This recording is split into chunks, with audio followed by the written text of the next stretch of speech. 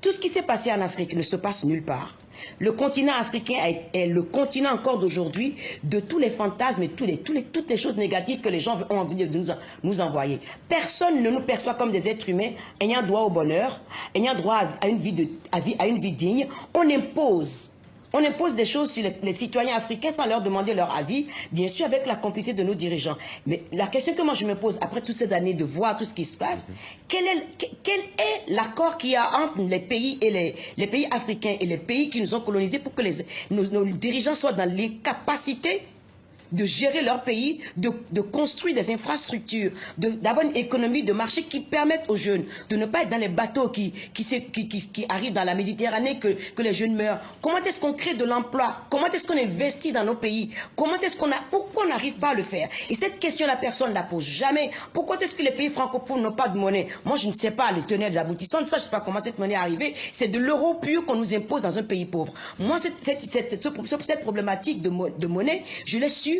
Je l'ai vécu directement. Mon père qui a travaillé pendant 45 ans à la Poste, il n'a jamais été hors la loi. Il a toujours fait les trucs réglo. Mon père, il est réglo. Ce qui doit être fait, doit être fait.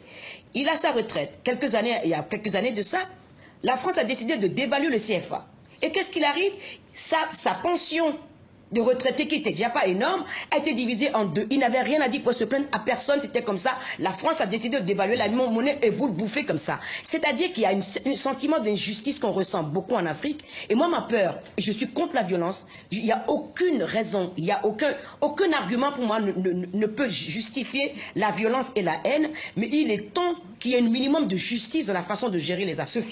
Angélique Kidjo, comment est-ce que vous qualifiez aujourd'hui la relation entre la France et le Bénin, entre la France et l'Afrique de l'Ouest? On est tous dans une relation pas d'égalité. On ne parle pas d'égo à égo. Parce que, bon, mais si on parlait d'égo à égo, moi, j'aurais des comptes à demander sérieusement à tous les dirigeants des pays francophones de l'Afrique de l'Ouest. Parce qu'il n'y a rien qui est fait pour l'éducation, pour la route, pour la santé, pour les routes. Si c'est comme ça, on a un problème en Afrique et il faut que nous, les Africains, on gère. Ce n'est pas les autres qui géreront nos problèmes. Ça n'évolue pas? Moi, j'ai pas encore vu d'évolution au niveau des relations politiques. Mais à l'intérieur du pays, de tous ces pays, il y a une jeunesse qui avance, qui a envie de faire des choses. Et il faut qu'on laisse les jeunes revenir investir dans leur pays, que tout ne soit pas bloqué, parce que tout est fermé de partout. Il faut qu'on arrête de faire ça. Parce que si la France veut lutter contre l'immigration, c'est à aider les pays à créer de l'emploi chez eux. Si les gens ont des emplois chez eux, ils ne viendront pas en France, ils viendront en vacances dépenser des sous et repartiront. Angélique, un chiffre maintenant, 4,5 milliards. En 2100, 4,5 milliards d'Africains peupleront la planète contre 1,3 milliard aujourd'hui. Et puis ce pourcentage, 40%. En 2100, 40% de l'humanité sera africaine contre 17% aujourd'hui. Des études scientifiques parlent de bombe démographique au Sahel. Alors je voudrais qu'on écoute aussi ces mots du président Macron au G20 en juillet dernier à Hambourg. Le plan Marshall que vous voulez pour l'Afrique, c'est aussi un plan qui sera porté par les gouvernements africains et les organisations régionales. C'est par le biais d'une gouvernance plus rigoureuse, de la lutte contre la corruption, d'une lutte pour la bonne gouvernance, d'une transition démographique réussie. Quand des pays ont encore aujourd'hui 7 à 8 enfants par femme, vous pouvez décider d'y dépenser des milliards d'euros, vous ne stabiliserez rien. Alors ces mots ont beaucoup choqué, ils vous ont choqué ? Moi, quand je l'entends parler, j'entends un père qui est en train de faire la leçon de morale aux autres. C'est tout. Moi, ça ne m'intéresse pas qu'un président, où qu'il soit, d'où qu'il vienne, dise à des millions de gens ce qu'ils doivent faire dans leur chambre à coucher. On ne dit pas aux Français combien d'enfants vous allez avoir. Pourquoi est-ce que les Africains n'auraient pas le droit d'avoir 6 ou 7 enfants? C'est leur responsabilité. Et c'est vrai. D'ailleurs, le chiffre, c'est 5, là, au moins. Tandis que les gouvernements africains doivent investir. Et ils parlent de corruption, mais qui corrompt qui? Qui finance la corruption? Il faut être franc. La corruption existe ici, existe aux États-Unis, dans tous les pays européens. Il y a la corruption. La corruption en Afrique nous empêche. La corruption est un vrai problème en Afrique. C'était d'ailleurs un des éléments du discours d'Obama quand il était à l'Afrique. Mais je suis d'accord, je ne suis pas contre ça. Mais qui corrompt qui? Trouvons les acteurs de cette corruption qui maintiennent les hommes politiques au pouvoir, les dictateurs qui les maintiennent au pouvoir et qui les financent. Qui c'est qui les récupère quand ils sont plus en... Qui c'est qui les protège une fois qu'ils sont plus au pouvoir? Et ils peuvent partir avec autant d'argent qu'ils veulent. Mais attendez, c'est quoi cette hypocrisie-là? Angélique Kidjo, Emmanuel Macron, il parle d'un plan Marshall. L'Afrique, elle a besoin de quoi? De réparation à cause de l'esclavage, de la colonisation? Est-ce qu'elle a besoin d'aide au développement ou est-ce qu'elle a besoin d'investissement? C'est trois choses très différentes. L'aide au développement, on a vu comment ça s'est passé. L'aide au développement n'a rien changé. Parce que, moi je dis toujours, quand on va aider quelqu'un, si on ne respecte pas la personne qu'on va aider, l'aide n'est pas efficace. Quand on voit les Africains comme des pauvres à aider, sans leur demander ce qu'ils veulent, quand les autres organisations arrivent, ils font leur plan dans leur bureau, ici ils arrivent, les gens les regardent. Quand on est pauvre, qu'est-ce qui vous reste? Le respect de vous-même et votre dignité.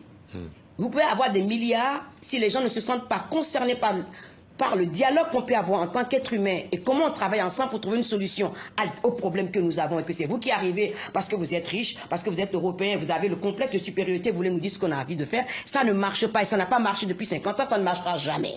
Point. Ça, c'est une chose. Investir. Moi, d'abord, il faut déjà parler des dettes des pays africains. D'où viennent ces dettes-là? Et quand on commence à parler de dettes, on se rend compte que la corruption est liée à la dette. Donc, si on veut que les pays africains se développent, il faut qu'on change complètement notre relation avec les dirigeants. Ne plus les corrompre pour les maintenir en place, que ce soit les gouvernements occidentaux ou ce soit les grands groupes qui ne veulent pas payer d'impôts parce que les plus grandes compagnies françaises ou autres qui sont en Afrique, la plupart d'entre eux ne payent pas des impôts. S'il n'y a pas de revenus dans un pays, on ne peut pas investir dans l'éducation, on ne peut pas investir dans la santé. C'est-à-dire qu'il faut repenser complètement la dynamique entre les pays riches et les pays africains et poser les choses très clairement en disant tel gouvernement fait ça, on ne fait pas ça. Si j'ai l'impression d'entendre toujours cette rhétorique. Les gens sont corrompus en Afrique, mais ils sont corrompus pourquoi? Mais qui corrompt? Je voudrais revenir un petit peu sur le fond des propos d'Emmanuel Macron, parce que vous avez vraiment commenté quand même la forme. Vous-même, vous êtes partisane d'une meilleure éducation des filles, etc. Est-ce que vous n'admettez pas que un meilleur contrôle des naissances pourrait tout de même aider les gens à pouvoir se nourrir mieux? Et quand on observe aussi que, par exemple, c'est le Niger ou le Mali qui ont effectivement, là, du coup, 6 ou 7 enfants par femme, et qui sont en fait les pays les plus pauvres de la zone. Est-ce que là, il n'y a pas une corrélation? Alors, le Niger a de l'uranium. Pourquoi est-ce que cet uranium ne sert pas à développer le pays? Si le gouvernement du Niger n'est pas en cheville avec les pays qui ont besoin de l'uranium pour pas que les retombées servent au pays, on en est toujours là. Il faut avoir les moyens de ce qu'on dit. Pas, si vous allez dire à une femme ou à un homme de ne pas avoir 6 ou 7 enfants, il vous dira c'est pas votre problème. Mais il faut que les gens sentent d'eux-mêmes que ce n'est plus viable. Parce que s'il y a de l'argent qu'on investit dans un pays et que ça crée de l'emploi et qu'on a envie que sa vie soit meilleure, on se rend compte systématiquement qu'avoir 6 ou 7 enfants, ce n'est pas la solution pour avoir une vie décente. Ça, c'est une partie du problème. Il faut déjà que les pays qui ont des ressources, ces ressources-là puissent servir au pays. Et comment est-ce qu'on en arrive à ça? Aucun économiste m'a répondu à ma question. Comment est-ce qu'un continent qui est le plus riche sur cette planète est le plus de pauvres? Parce que si l'économiste commence à me répondre à ça, on déconstruit tout et on revient toujours au pays à qui ça profite. Le conflit en République démocratique du Congo, les femmes qui sont violées, ce n'est plus le coltan, c'est le cobalt dont on a besoin pour les batteries, pour tout. Et pourquoi est-ce que ça ne finit pas ce conflit? Parce que si le conflit finit, tout d'un coup, le prix du cobalt va augmenter. Et qui c'est qui va en profiter? Ce n'est pas les Africains, c'est toujours les Occidentaux qui en profitent. Donc, quelque part, il y a quelque chose qui ne fonctionne pas. Et tant que les pays riches ne prendront pas leurs responsabilités, ça ne marchera jamais. On peut mettre les présidents à la Cour pénale internationale de justice, ça ne marchera jamais parce que ceux qui sont les acolytes de ces dirigeants qui font ce qu'ils font, sont ici en Europe, ils doivent se retrouver sur les mêmes bancs que les autres.